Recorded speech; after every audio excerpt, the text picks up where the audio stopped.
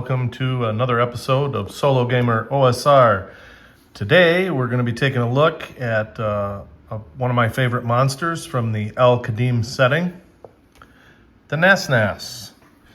The Nasnas is a humanoid with only one half of the body, one arm, one leg, half a face, half a torso, and they are the creation of an evil priest or wizard, and they are vigilant guardians to secure that wizard or priest's stronghold, kind of like a homunculus.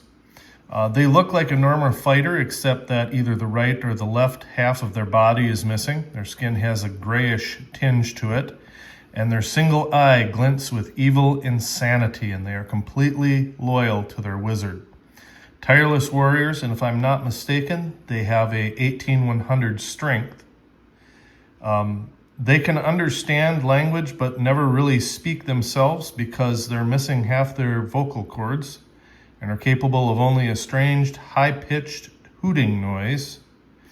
You can discern their emotional state, however, from the tone and pitch of their hoot.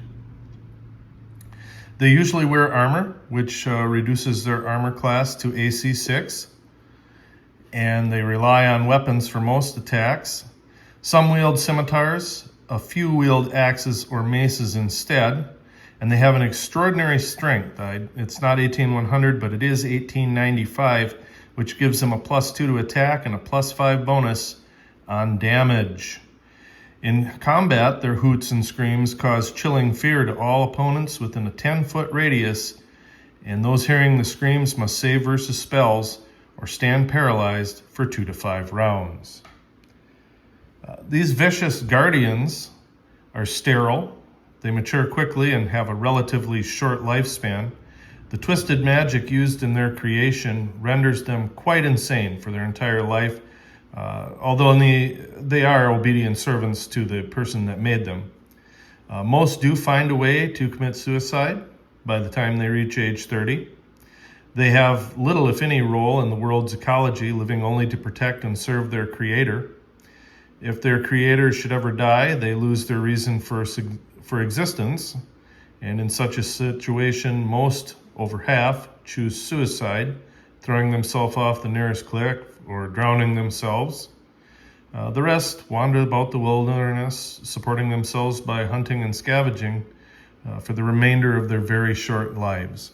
I've always thought this was a really neat creature. I have used them, not in an Al-Qadim game. I couldn't get anyone to play that game, that setting with me. They just didn't like it. But I think they make a fairly terrifying beast, and their ferocity in battle gives them an advantage. If you hit with a scimitar, I believe that's a 1d6 or a 1d8, and then you have +5 damage. So you're talking a pretty good amount of damage for these creatures. They are kind of limited. They're only a 2 hit dice creature, so not extremely powerful creature.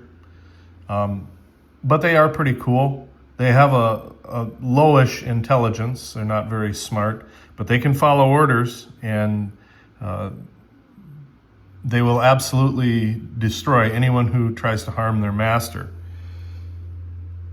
Part of their creation, which can only be done by an evil wizard or priest of higher than 9th level, a potion is made, and they pour a little bit of their own blood that creates a magical bond between the spellcaster and the Nasnas. And after that, the Nasnas is born. Some alchemists will actually make the potion if offered the right price, but the buyer must still supply their own blood. After it has been concocted, it must be injected into a succulent fruit, which is then sliced in half.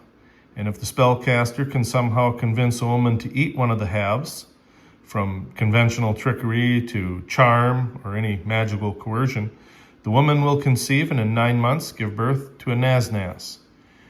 The mage or priest usually arrives soon afterwards to claim the Nasnas, and each half of the fruit can create a Nasnas. However, a woman can only bear one at a time, although you could have multiple women eat the fruit. It says here that evil spellcasters intent upon creating an army of Nasnas usually have 10 to 100 innocent women languishing in their strongholds for just such a purpose. But anyway, that's a really neat creature, in my opinion, out of the Al-Qadim setting. And let me know what you think in the comments. Have you ever played the Al-Qadim setting? Did you use this monster? And what do you think of it? Let me know in the comments, and I'll see you next time.